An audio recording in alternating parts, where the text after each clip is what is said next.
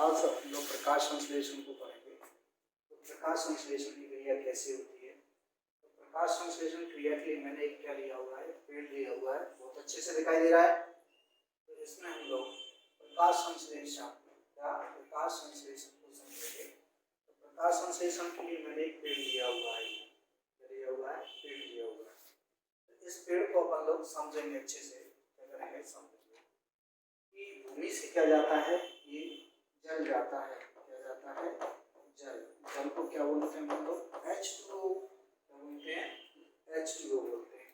तो पौधे की जड़ें जल ग्रहण करती हैं, यानी जल फल आती हैं, धीरे धीरे फल आती हैं।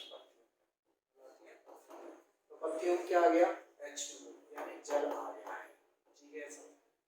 इधर से वायुमंडल से पत्तियां क्या सोख लेती हैं? CO2 को सोख लेती हैं।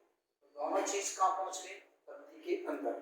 अब पत्ती के अंदर पहुंच तो गई है, दोनों आपस में मिलेगी कैसे? तो इन्हें मिलाने के लिए सूर्य प्रकाश यानी ऊर्जा की आवश्यकता होती है। हर जीव को काम करने के लिए क्या की जरूरत होती है? ऊर्जा की। तो ऊर्जा कहाँ है सबसे ज्यादा? सन। दिया हुआ सूर्य, क्या दिया हुआ है? सूर्य। आपको दिखाई दे रहा है ना? ये देखो सूर्य दिखाई दे रहा है। तो सूर्य सनलाइट आ रही है, दिखाई दे रही है। सनलाइट पत्तियां सोख लेती हैं, सोख करके इन दोनों को आपस में मिला देती हैं। क्या कर देती हैं? मिला देती हैं और भोजन बनता है। क्या होता है? भोजन बनता है। तो इस प्रकार से यहाँ पत्तियों में भोजन बनता है। बस इसी क्रिया को प्रकाश संश्लेषण कहते हैं। अब अपन एक समीकरण के द्वारा समझेंगे। किसके द्वारा समझेंगे? समीकरण के द्वारा समझते हैं। इसके द्वारा, समीकरण के द्वारा। जरा देखिए कि पौधे जड़ से क्या लेते हैं? पानी, यानी H2O लेते हैं। क्या लेते हैं? H2O। और प्लस क्या लेते हैं? वायुमंडल से कार्बन डाइऑक्साइड लेते हैं। क्या लेते हैं? कार्बन डाइऑक्साइड लेते हैं।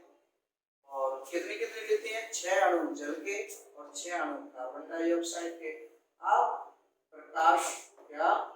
प्रकाश और क्लोरोफिल, क्या? क्लोरोफिल,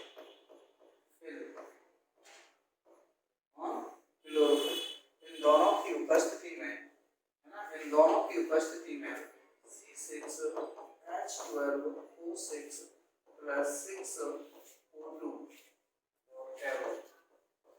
यानी प्रकाश संश्लेषण की क्रिया में ग्लूकोज यानी भोजन का निर्माण होता है। किसका निर्माण हो रहा है? ग्लूकोज का निर्माण हो रहा है। ग्लूकोज, इसका जटिल पदार्थ भी कह सकते हैं। क्या कह सकते हैं? जटिल पदार्थ, ना। तो अब इसकी यदि हम परिभाषा बनाएं तो यहाँ से हम देखेंगे दो हिस्सा हो गया हमारे सामने। एक हिस्सा यहाँ से यहाँ तक हो गया, है ना, ये सब, और यहाँ से यहाँ तक हो गया। तो ये उत्पाद हो गया। क्या हो गया? ये प्रकाश संश्लेषण में लगने वाली सामग्री हो गई। क्या हो गई? सामग्री हो गई। तो क्या क्या सामग्री के द्वारा भोजन बनना है? एक प्रकाश चाहिए, एक क्लोरोफिल चाहिए, एक कार्बन डाइऑक्साइड चाहिए और जल चाहिए। तो अब इसको हम लोग कैसे बोलेंगे? तो देखो परिभाषा कैसे बनती है। तो सभी हरे पौधे, हरे पौधे का मतलब जिनमें क्लोरोफिल है। पत्ती हरी क्यों है? क्लोरोफिल के कारण, क्लोरोफिल के कारण। जो पौधे मर जाएंगे जिनमें क्लोरोफिल नहीं होगी वो भोजन नहीं बनाते। तो सभी पौधे जो हरे हैं वही भोजन बनाते हैं। कहाँ बनाते हैं? पत्ती में। तो सभी हरे पौधे क्लोरोफिल और प्रकाश की उपस्थिति में कार्बन डाइऑक्साइड और जल द्वारा, यानी कार्बन डाइऑक्साइड और जल को क्या किया था? मिला दिया जाएगा। किसके द्वारा? सूर्य प्रकाश और क्लोरोफिल के माध्यम से। और क्या बन जाता है? भोजन बन जाता है और ऑक्सीजन मुक्त होती है। क्या होती है? मुक्त, यानी फ्री होती है। क्या होती है? फ्री होती है। यहाँ पर ऑक्सीजन निकलती है। इस क्रिया को ही प्रकाश संश्लेषण कहते हैं। एक बार फिर से मैं बोल रहा हूँ, सभी हरे पौधे प्रकाश और क्लोरोफिल की उपस्थिति में कार्बन डाइऑक्साइड और जल द्वारा भोजन बनाते हैं और ऑक्सीजन मुक्त करते हैं। यही क्रिया प्रकाश संश्लेषण कहती है। प्रकाश संश्लेषण का मतलब हुआ कि प्रकाश की उपस्थिति में किसी चीज का संश्लेषण यानी निर्माण क्या कहलाता है? प्रकाश संश्लेषण कहलाता है। अब हम उसको पढ़ के देखेंगे क्या लिखा हुआ है परिभाषा में। क्या देखेंगे परिभाषा में? देखिए आपको परिभाषा क्या बनती है। परिभाषा अपने आप बन जाती है, कुछ करने की जरूरत नहीं है। देखो परिभाषा, सभी हरे पौधे, मैंने बताया कि सभी हरे पौधे प्रकाश और क्लोरोफिल की उपस्थिति में, यानी एक पौधा हरा होना चाहिए और दिन का समय होना चाहिए, प्रकाश और क्लोरोफिल की उपस्थिति में जल और कार्बन डाइऑक्साइड, कौन कौन? जल और कार्बन डाइऑक्साइड की रासायनिक क्रिया द्वारा, इसके द्वारा रासायनिक क्रिया द्वारा भोज्य पदार्थ यानी ग्लूकोज का निर्माण करते हैं और O2 मुक्त करते हैं। तो यहाँ समीकरण देख लो, 6CO2 यानी 6 अणु कार्बन डाइऑक्साइड के लिए और 6 अणु जल के, दोनों कितने होने चाहिए? बराबर बराबर, 6 अणु कार्बन डाइऑक्साइड के और 6 जल के। प्रकाश यानी दिन के समय में क्लोरोफिल ऊर्जा को सोख करके और दोनों को इनको मिला देती है, तो क्या बन जाता है? भोजन। क्या बन जाता है? भोजन। और पेड़ ऑक्सीजन छोड़ते हैं, क्या छोड़ते हैं? ऑक्सीजन, है ना? ऑक्सीजन।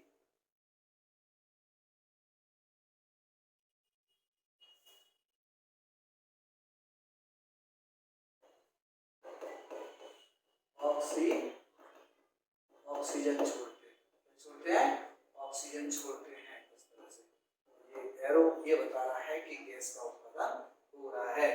तो इस प्रकार से हमें प्रकाश संश्लेषण की परिभाषा क्लियर हुई। अब हम आगे बात करते हैं। क्लियर हुआ ना कि प्रकाश संश्लेषण क्या है। अब आता है अगला कि प्रकाश संश्लेषण को प्रभावित करने वाले कारक। तो प्रकाश संश्लेषण को प्रभावित करने वाले कारक कहाँ से बनेंगे? कि जब प्रकाश संश्लेषण की क्रिया में जो भाग लेने वाला मटेरियल है, जो मटेरियल भाग ले रहा है, वही कम या ज्यादा हो जाए तो क्या हो जाएगा? क्या हो जाएगा? प्रकाश संश्लेषण प्रभावित हो जाएगा। मान लेते हैं हम यहाँ देखें कि प्रकाश संश्लेषण एक तो कौन भाग ले रहा है? प्रकाश संश्लेषण एक तो कौन भाग ले रहा है? ये ले रहा है कार्बन डाइऑक्साइड। तो कार्बन डाइऑक्साइड वायुमंडल में कम या ज्यादा हो जाए तो प्रकाश संश्लेषण की दर भी कम या ज्यादा हो जाएगी।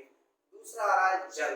पौधे में या पत्तियों में जल कम होगा या ज्यादा हो जाए तो भी प्रकाश संश्लेषण की क्रिया कम या ज्यादा हो जाएगी। अब आता है प्रकाश। यदि ज्यादा प्रकाश आ रहा है तो भी प्रकाश संश्लेषण की क्रिया कम या ज्यादा हो जाएगी। क्लोरोफिल, कोई पत्तियां पीली पड़ गई या फूल हरी हैं तो भी प्रकाश संश्लेषण की क्रिया कम या ज्यादा हो जाएगी। इस प्रकार से हमारे सामने प्रकाश संश्लेषण को प्रभावित करने वाले कारक 1 2 3 4 तो हमारे सामने मेन है ही। उसके बाद तापक्रम भी है ना, उसके बाद तापक्रम भी है। उस प्रकार से इनसे कैसे कैसे होता है वो अब हम सीखेंगे। तो ठीक है, तो प्रकाश संश्लेषण को प्रभावित करने वाले कारक ये आ गए हमारे सामने। प्रकाश संश्लेषण को प्रभावित करने वाले कारक जो बहुत इंपॉर्टेंट है अपने लिए, तो अपन यहाँ से सीखेंगे कि प्रकाश संश्लेषण को प्रभावित करने वाले कारक। तो इनको हम लोग इस तरह से समझ सकते हैं। एक हेल्पलाइन बना देता हूँ मैं आपको, बना देता हूँ एक हेल्पलाइन बना देता हूँ, इससे आप याद कर सकते हैं। यानी यहाँ कह रहा है कि प्रकाश, तो मैं यहाँ लिख देता हूँ प्रकाश।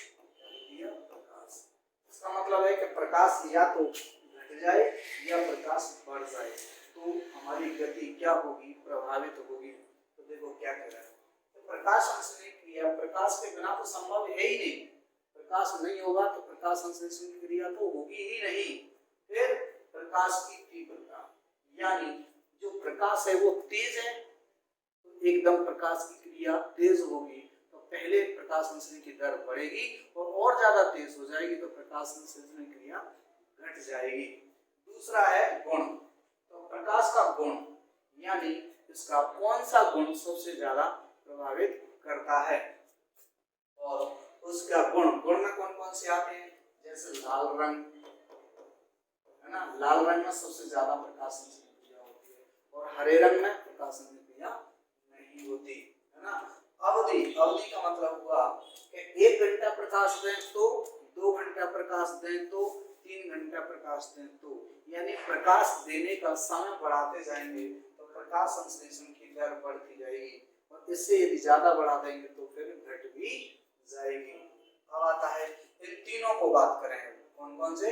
प्रकाश की देखें इसमें प्रकाश की तीव्रता में क्या बात कर रहे हैं कि प्रकाश संश्लेषण की अधिक तीव्रता में प्रकाश संश्लेषण की दर कम हो जाएगी, एक दर तक तो बढ़ेगी और उसके बाद घट जाएगी। तो ये गुण हमारा क्लियर हुआ। दूसरा है अधिक प्रकाश पौधे की लाल रंग में या लाल तरंग दैर्घ्य में अधिक प्रकाश संश्लेषण करते हैं, पीली एवं नीली में कम करते हैं और हरे में नहीं करते। पौधों के लिए प्रतिदिन क्या पौधों के लिए प्रतिदिन 8 से 12 घंटे क्या 8 से 12 घंटे पर्याप्त माने जाते हैं। क्या माने जाते हैं? पर्याप्त माने जाते हैं।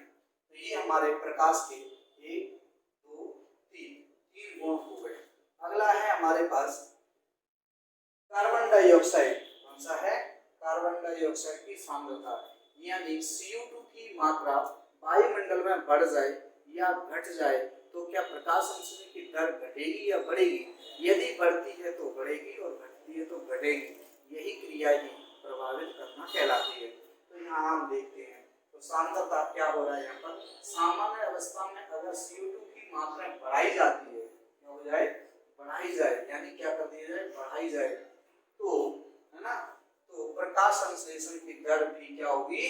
बढ़ जाएगी तथा यह वृद्धि CO2 की 1% मात्रा तक बढ़ाएंगे तो ही बढ़ेगी, और यदि इससे ज्यादा बढ़ाएंगे तो नहीं बढ़ेगी या रुक जाएगी।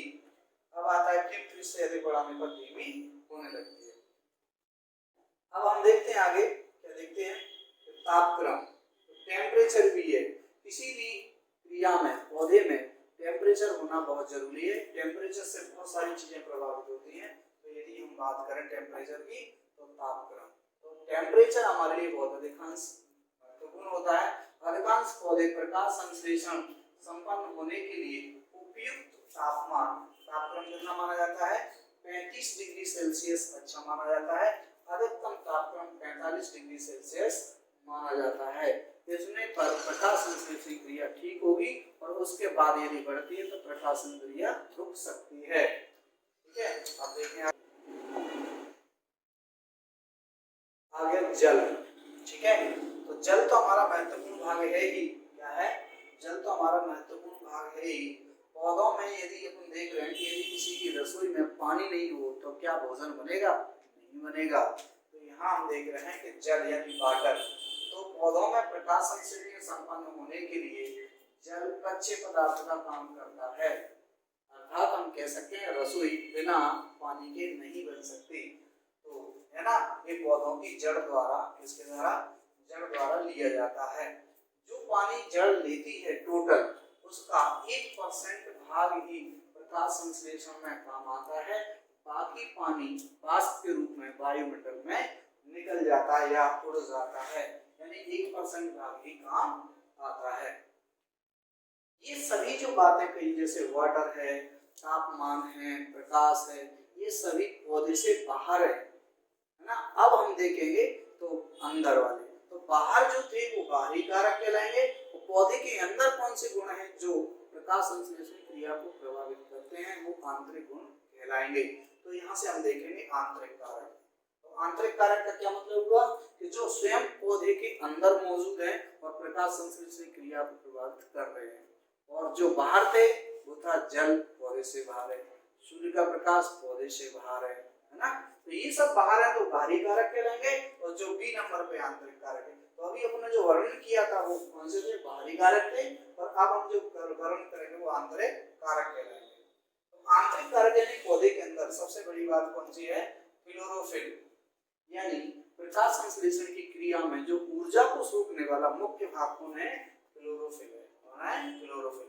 तो प्रकाश संश्लेषण क्रिया के लिए क्लोरोफिल की उपस्थिति बहुत ही आवश्यक है, क्योंकि क्लोरोफिल रहित पौधों में यह क्रिया नहीं होती। जैसे मशरूम,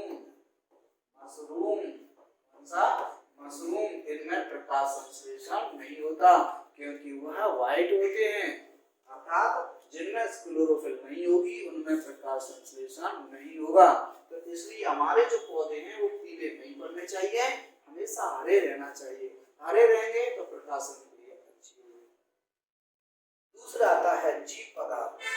जीव पदार्थ यानी प्रोटोप्लाज्म, अर्थात प्रकाश संश्लेषण की क्रिया में प्रोटोप्लाज्म यानी पत्ती के अंदर जो पानी भरा हुआ है वो प्रोटोप्लाज्म या क्या कहलाएगा, प्रोटोप्लाज्म या जीव द्रव्य कहते हैं इसको, उत्पन्न करने के लिए या उत्प्रेरकों को यानी क्रिया को कराने को उकसाता है। क्या करता है?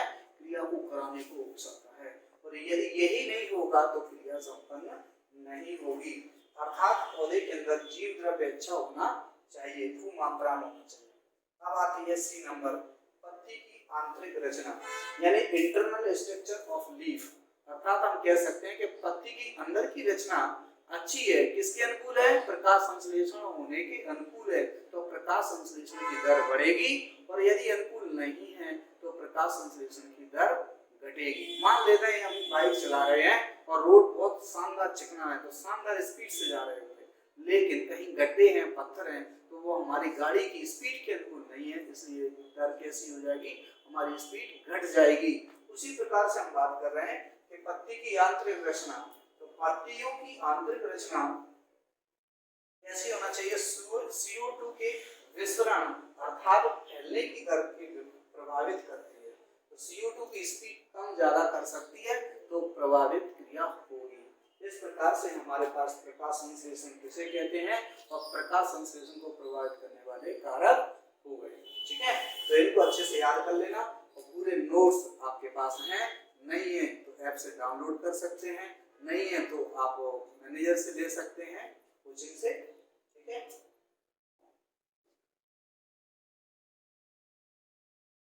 अब हम लोग देख रहे हैं अगला प्रश्न।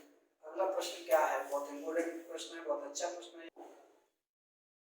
प्रकाश संश्लेषण के बाद आता है हमारे पास श्वसन, यानी श्वसन की क्रिया कहाँ होती है और कैसे होती है। तो श्वसन को प्रभावित करने वाले कारक, तो जैसे हमने देखा था तो प्रकाश संश्लेषण किसे कहते हैं? प्रकाश को प्रभावित करने वाले कारक। उसी प्रकार से दूसरा प्रश्न आता है कि श्वसन किसे कहते हैं? श्वसन को प्रभावित करने वाला कारक। तो श्वसन की क्रिया को लोग आराम से इस समीकरण के माध्यम से समझ सकते हैं। तो ये जो है ना, यहाँ हम देख रहे हैं कि C6H12O6 + 6O2, तो जो ग्लूकोज है, ये वाला ग्लूकोज जो पत्तियों द्वारा भोजन निर्माण हुआ था उसमें ग्लूकोज बना था और क्या? ऑक्सीजन मुक्त हुई थी। तो अब हम लोग जिन गेहूं को आटा बना करके और रोटी बना करके पेट में ले सकते हैं और सांस इससे नाक से ले सकते हैं।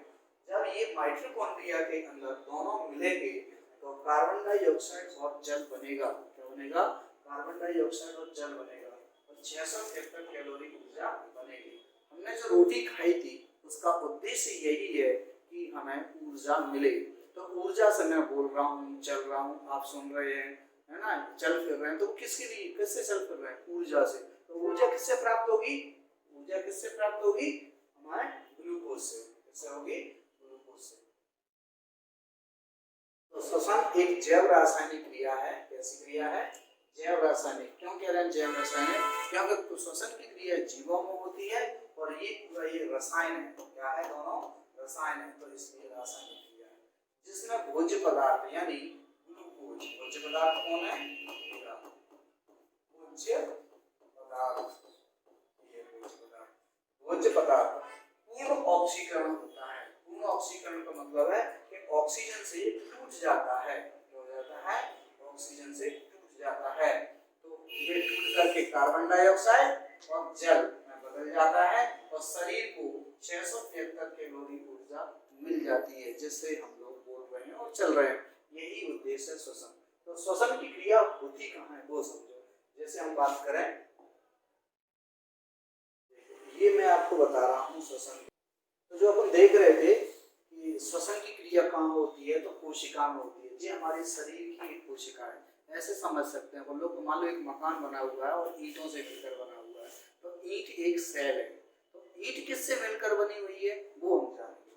तो ये पूरी सेल है, यहाँ से यहाँ पर सेल है और इस सेल को हम लोग ये पूरी सेल है, यहाँ से यहाँ दिखाई गई ये सेल है। इसमें ये पूरी अंदर सेल को हमने खोल के देखा तो ये है केंद्रक। इसका है ये है केंद्रक, है ना? क्या है? केंद्रक है। और इसके अंदर ये है माइटोकॉन्ड्रिया। ये क्या है?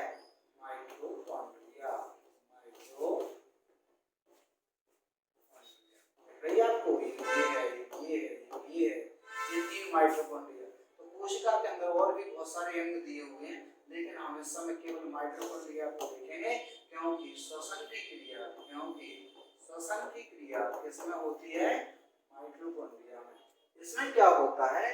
ग्लूकोज का विघटन होता है। तो इस माइटोकॉन्ड्रिया को थोड़ा अपन बड़ा कर लेते हैं, क्या कर लेते हैं? बड़ा करके देख लेते हैं। तो ये है श्वसन की क्रिया, है ना।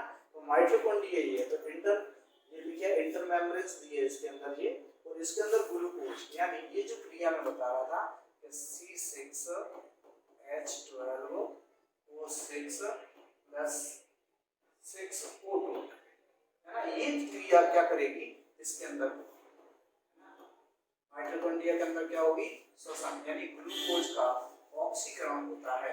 इस क्रिया में क्या बनता है? अगला पदार्थ 6CO2 बनेगा, then 6H2 बनेगा, H2 बनेगा, प्लस 673 कैलोरी ऊर्जा बन जाती है, किलो कैलोरी ऊर्जा बनती है। इस प्रकार से हमने आज देख लिया कि ये ऊर्जा कहाँ बनती है? माइटोकॉन्ड्रिया में। लोग इसीलिए कोशिका का पावर हाउस किसे कहते हैं? माइटोकॉन्ड्रिया को क्या कहते हैं? कोशिका का पावर हाउस। तो कोशिका ये है और इसमें ऊर्जा बनती है, इसलिए इसको कोशिका का पावर हाउस कहते हैं। कक्षा 10वीं में भी पढ़ा होगा। श्वसन को प्रभावित करने वाले कारक देखते हैं। श्वसन को प्रभावित करने वाले कारक, तो श्वसन को प्रभावित करने वाले कारक जिस प्रकार से प्रकाश संश्लेषण को प्रभावित करने वाले कारक थे, तो श्वसन की क्रिया में कौन कौन सी चीजें भाग ले रही हैं, वो श्वसन को प्रभावित करने वाले कारक बन जाते हैं। तो पौधे के बाहर हैं वो बाहरी कारक होंगे, और जो पौधे के अंदर हैं वो आंतरिक कारक कहलाएंगे। तो श्वसन को प्रभावित करने वाले कारकों में हम देखेंगे यहाँ पर, है ना, क्या देखेंगे यहाँ पर? देखिए तो कौन कौन से कारक हैं वो देखेंगे। नंबर 1 बाह्य कारक। बाह्य कारक का मतलब है जो शरीर से बाहर है वो बाह्य कारक है, और जो शरीर के अंदर है वो आंतरिक कारक कहलाएंगे। तो शरीर के बाहर क्या है? प्रकाश। तो क्या श्वसन की क्रिया प्रकाश प्रभावित कर पाएगा? तो देखते हैं क्या है। तो जब हम देखेंगे लाइट यानी सनलाइट, सूर्य प्रकाश अच्छे से आ रहा है, तो प्रकाश की तीव्रता अवधि तापमान को बढ़ाती है। क्या करती है? तापमान को। जब गर्मी बढ़ती है तो श्वसन की दर भी बढ़ जाती है। तो श्वसन दर भी क्या होता है?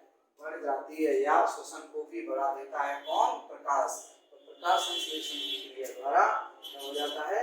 वो प्रकाश द्वारा श्वसन की दर भी बढ़ जाती है। तथा प्रकाश की उपस्थिति में पौधे भोजन का निर्माण करते हैं, और भोजन ऑक्सीकरण होकर क्या देता है? ऊर्जा देता है। अब आता है हमारे सामने नंबर 2 ऑक्सीजन, अर्थात ऑक्सीजन की उपस्थिति में श्वसन तो होगा। बिना श्वसन ऑक्सीजन के तो श्वसन होना ही नहीं है, और किसी को सांस कम मिल रही है तो श्वसन क्या होगा? धीमी हो जाएगा, और अच्छे से श्वसन मिल रही है तो क्या होगा? श्वसन की क्रिया तेज हो जाएगी। अर्थात सिलेंडर लगा दो तो फास्ट हो जाएगी, तो ऊर्जा ज्यादा मिलेगी। तो ऑक्सीजन की उपस्थिति में ऑक्सीजन श्वसन के लिए आवश्यक है, बिना उसके संभव ही नहीं है। माइटोकॉन्ड्रिया में ग्लूकोज का क्या? माइटोकॉन्ड्रिया में ग्लूकोज का विघटन है ना O2 की उपस्थिति में, यानी ऑक्सीजन की उपस्थिति में ही होता है। यदि O2 की सांद्रता यानी ऑक्सीजन की सांद्रता 2% हो जाए तो वायवीय श्वसन की क्या? तो वायवीय श्वसन यानी हवा वाले श्वसन की गति अत्यंत कम हो जाएगी। यानी ऑक्सीजन की दर घट जाए तो श्वसन की दर भी घटेगी, और ऑक्सीजन की दर बढ़ जाए तो श्वसन की दर भी बढ़ जाएगी। अब आता है जल यानी वाटर, क्या जाएगा? जल यानी वाटर। सूखे बीजों में जल की मात्रा कैसी है? जल की मात्रा कम होती है। क्या होती है? जल की मात्रा कम होती है, इसलिए बादाम काजू को साल भर 2 साल भी रखा जा सकता है। यदि कहीं बीज को भिगो करके रख दिया जाए तो वह दूसरे या तीसरे दिन भी सड़ जाएगा, क्योंकि उसमें श्वसन की दर होने लगेगी। तो पानी बहुत मायना रखता है। तो किसी पौधे में जितना किसी बीज में पानी कम होगा उतने लंबे समय तक सुरक्षित रखा जा सकता है। तो सूखे बीजों में जल की मात्रा एवं श्वसन दर कम दोनों ही कम होती है। अंकुरित बीजों की श्वसन दर कैसी हो जाती है? तीव्र हो जाती है, क्योंकि बीज पानी लेकर के अंकुरित होता है और अंकुरण में तेजी से होता है। जल द्वारा श्वसन में भाग लेने वाले एंजाइम और विटामिन दोनों कैसे हो जाते हैं? सक्रिय यानी एक्टिव हो जाते हैं। क्या एक्टिव हो जाते हैं? कि श्वसन की क्रिया में एंजाइम और विटामिन दोनों ही बॉडी के अंदर के भाग एक्टिवेट हो जाते हैं और श्वसन की दर बढ़ जाती है। अब आती है कार्बन डाइऑक्साइड की सांद्रता, अर्थात कार्बन डाइऑक्साइड की सांद्रता बढ़ती है, क्या होती है, सांद्रता बढ़ती है, तो श्वसन ज्यादा सांद्रता करेंगे। कार्बन डाइऑक्साइड की बढ़ती हुई सांद्रता श्वसन दर को क्या कर देती है, कम कर देती है तथा अनेक बीजों में अंकुरण को भी रोक देती है। इसलिए फल सब्जियों को गोदाम में सुरक्षित रखने के लिए उनका भंडारण 5% कार्बन डाइऑक्साइड पर करना चाहिए। 5% कार्बन डाइऑक्साइड पर करना चाहिए। अब आती है क्षति यानी इंजरी। ये क्या होता है क्षति? जब हम देखते हैं कि कोई व्यक्ति या कोई पेड़ कट जाए या कोई व्यक्ति कट जाए तो अपन देखते हैं कि पूरा शरीर कहीं नहीं बढ़ रहा, लेकिन कटा हुआ भाग जल्दी भर जाता है। अपन किसी पेड़ की शाखा को काटते तो वह तेजी से बढ़ जाती है, जबकि पौधे का और कोई ब्रांच नहीं बढ़ रहा। इसका मतलब क्या है कि कटे हुए भाग को जल्दी भरा जा सकता है। तो पौधे के चोट यानी पहुंचने पर या कटे हुए भाग में उस स्थान पर अनेक ऊतक प्रभाजी तेजी से काम करते हैं, जो कटा हुआ भाग है तो जल्दी से उसको जोड़ करके तैयार करते हैं या फिर उसमें नई ब्रांचें लेके आ जाते हैं, है ना। तो ये गतिविधियां होने लगती हैं, जिससे क्या होने लगता है, श्वसन की दर बढ़ जाती है। श्वसन की दर बढ़ जाती है।